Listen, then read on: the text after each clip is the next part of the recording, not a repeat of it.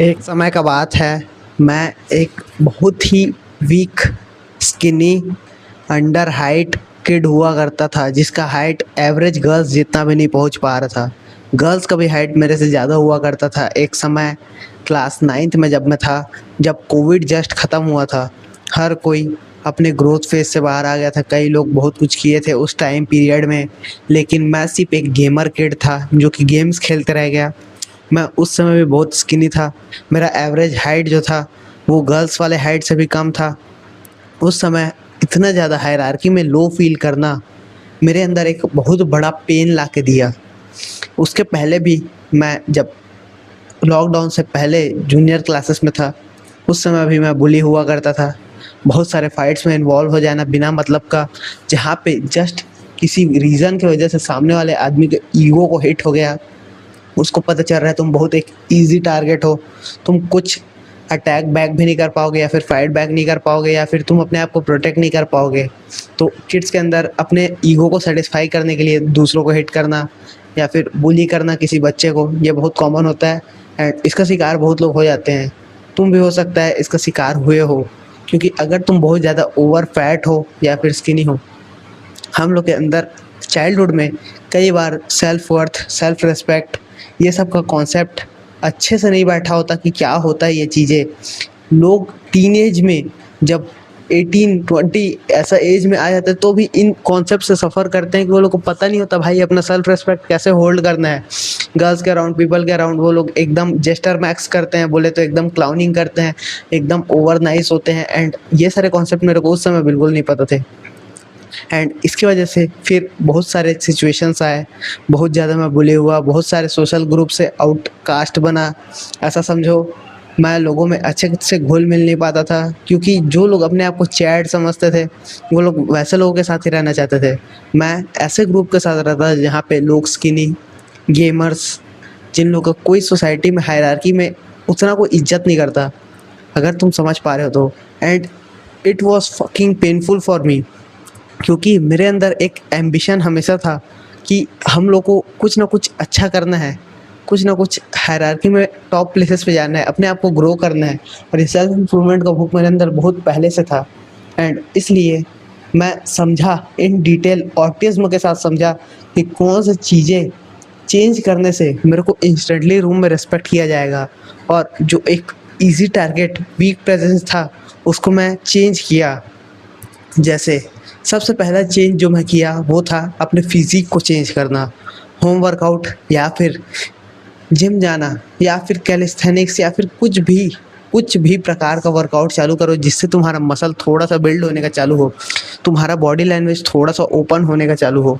क्योंकि अगर तुम्हारा बॉडी लैंग्वेज अभी भी बहुत क्लोज्ड है, तुम एकदम से स्किनी किड हो, ऊपर से तुम्हारा गेमर टाइप का पोस्चर है, एकदम से झुका हुआ, तुम ऐसा लग रहे होते हो जिसमें तुम खुद को प्रोटेक्ट कर रहे हो। जैसे एनिमल्स, कोई भी अगर डिजास्टर आता है तो एनिमल सबसे पहले ऐसे मुड़ के या फिर झुक के या फिर अंडरग्राउंड होके वो लोग हमेशा अपने सिर को, अपने चेस्ट वाले रीजन को, जहाँ पे वो लोग हार्ट रहता है, उसको प्रोटेक्ट करने की कोशिश करते हैं।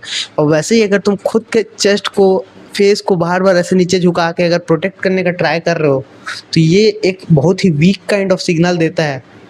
समझो इस बात को। अगर तुम इतने वीक रहोगे तो फिर तुमको लोग वीक ही परसीव करेंगे, तुम रेस्पेक्टेड नहीं हो, ऐसा लोगों को लगेगा। जब तुम खुद का रेस्पेक्ट नहीं कर रहे हो, तुम खुद में अंदर में कॉन्फिडेंट नहीं हो, तो वो लोग को साफ साफ दिखता है। अगर कोई सामने से झुक के जा रहा है तो मैं इजीली नोटिस कर सकता हूँ कि वो कितना ज़्यादा एंजाइटी में है, कितना ज़्यादा वो अपने आप में इनसिक्योर है। अगर एंशियस होते हो तुम, तो अपने बॉडी को बहुत जिटरी काइंड ऑफ मोशंस में इधर उधर मूव करना, बहुत फास्ट बोलने लग जाना, बहुत तेज चलने लग जाना, या फिर एकदम से स्लो हो जाना या एकदम से फ्रीज हो जाना, ये सारे रिस्पॉन्सेस बहुत इजीली नोटिसेबल होते हैं। क्योंकि कम्युनिकेशन में मेजर पार्ट जो रहता है वो नॉन वर्बल कम्युनिकेशन यानी कि बॉडी लैंग्वेज का होता है। तुम्हारा जो बॉडी लैंग्वेज, जैसे तुम रिएक्ट कर रहे हो, जैसे तुम आई कांटेक्ट होल्ड कर रहे हो, जैसे तुम बात कर रहे हो तो तुम्हारा टोनैलिटी शिफ्ट हो रहा है, वो सारे चीज़ें वो मेजर इंपॉर्टेंस रखते हैं। जो कि वर्ड्स तुम बोल रहे हो उसको कई बार लोग अपने ख्यालों में सुनते भी नहीं है, लेकिन तुम्हारा जो बॉडी लैंग्वेज रहता है वो इंस्टेंटली रेस्पेक्टेबल होता है। अगर कोई हायर अथॉरिटी तुम्हारे सामने आ जाए, सोचो अगर तुम्हारा स्कूल का प्रिंसिपल आ जाए या फिर कोई ऐसा टीचर आ जाए जिससे तुम डरते हो, उसके सामने खड़े होते ही तुम्हारा होश क्यों वापस आ जाता है। फनी स्टोरी मैं सुनाऊँ तो हॉस्टल में जब मैं था, सब के सब पीटी टाइम में सोते रहते थे। स्टार्टिंग में सुबह उठ के पीटी होता था, हर कोई सो रहा है, अगर कोई नॉर्मल आदमी आ रहा है उठाने के लिए, कोई टीचर भी आ रहा है तो भी वो चिल्लाएगा, तो उसको एक नॉर्मल गाय की तरह परसीव किया जाता था। लेकिन दो ऐसे लोग थे, जो लोग अगर बाई चांस आ गए तो पूरा हॉस्टल एक सेकंड में नींद से खड़ा हो जाता था भाई आदमी। इस लेवल का वो लोग का प्रेजेंस था, उस लेवल का वो लोग का बॉडी लैंग्वेज था। वो था हम लोग का एक मल्टीटास्किंग स्टाफ था जो मॉर्निंग में वर्क करते थे, एंड एक हम लोग का प्रिंसिपल। भाई अगर गलती से आवाज़ सुनाई दे दिया, अगर आदमी नींद में है, तुरंत चद्दर उद्दर फोल्ड, जूता पहन के पीटी करने आउट। इस लेवल का जो बॉडी लैंग्वेज जो रहता है वो नॉन वर्बली तुम्हारा इफेक्ट लाता है। मतलब तुम समझ पा रहे हो, अगर कोई बच्चा किसी के प्रेजेंस आते ही तुमको बॉडी डर लगने चालू हो जाता है, कांपने का चालू हो जाता है। अगर तुम्हारी कोई क्रश रश है, या फिर तुम्हारी कोई गर्लफ्रेंड है, या फिर किसी गर्ल से तुम बहुत ज़्यादा अट्रैक्टेड हो, अगर वो आस पास से गुजरती है तो तुम्हारा लाइक सांप सूख गया ऐसा टाइप का हो जाता है। ऑब्वियसली भाई ये सब होना ही है। नॉन वर्बल कम्युनिकेशन यानी कि बॉडी लैंग्वेज सबसे इम्पोर्टेंट पार्ट रहता है तुम्हारा जो पर्सनालिटी रहता है, जैसे तुम जज होते हो। अगर तुम एकदम से दबे कुचले टाइप के, या फिर एकदम से डर रहे हो, ऐसा चलोगे तो तुमको बहुत नेगेटिव जज किया ही जाएगा। वो तुमको फिर इवेंचुअली और पेन ला के देगा। ये चीज़ तुम समझ पा रहे हो। अगर तुमको बार बार आके कोई बुली करेगा, कोई तुम्हारे वर्ड्स को सुनेगा नहीं, तुमको कोई रिस्पेक्ट नहीं करेगा, तुम हायरार्की में कहीं स्टैंड नहीं कर रहे हो, तुमको डेली ऐसा फील होगा, तुम्हारा मेंटल हेल्थ खराब होगा। मेंटल हेल्थ खराब होगा तो जिस भी चीज़ को तुम अचीव करना चाहते हो वो चीज़ें तुम कभी अचीव ही नहीं कर पाओगे। तुमको लगेगा कि मैं इस चीज़ के कैपेबल ही नहीं हूँ, तो फिर इवेंचुअली तुम्हारा लाइफ बर्बाद हो जाएगा। तुम यहीं कोई एकदम लो क्लास जॉब करते रह जाओगे, या फिर तुम लाइफ में कुछ अच्छा नहीं कर पाओगे। जो टॉप एशेलॉन्स में तुम लोग आदमी देख रहे हो, इंस्टा हर कोई यूज़ करता है, इंस्टा में तुम कंपेयर कर रहे हो, ऐसा स्टेटस, ऐसा फेम, वो सब तुमको नहीं मिलने वाला। अगर तुम ऐसे अभी से ये सब चीज़ें झेलते रहोगे, अगर तुमको ये सब को चेंज करना है तो सबसे पहले अपना बॉडी लैंग्वेज को ओपन करना सीखो। Chest out, shoulders rolled back, chin थोड़ा सा हाई, नीचे देख के चलना है तो चल सकते हो, लेकिन फिर भी भाई थोड़ा सा चिन को मेंटेन करके रखना, इधर उधर देखना, थोड़ा सा स्लो वॉक करना, अपने हर एक एक्शन को ओन करना। जहाँ पे तुम बैठ रहे हो, जहाँ पे तुम खड़े हो रहे हो, ऐसा लगना चाहिए कि तुमने डेलिबरेटली वो चीज़ किया है। अगर तुम बैठ रहे हो तो एकदम से ऐसे सिकुड़ के मत बैठो, थोड़ा सा स्पेस लेके बैठो, जगह थोड़ा घेरो भाई। अगर तुम एक आदमी हो तो जगह तुमको घेरना ही है। मैन स्प्रेड करो। खड़े हो रहे हो तो एकदम से ऐसे पैर को चिपका के मत खड़े रहो, पैर को थोड़ा सा डिस्टेंस दे के खड़े रहो।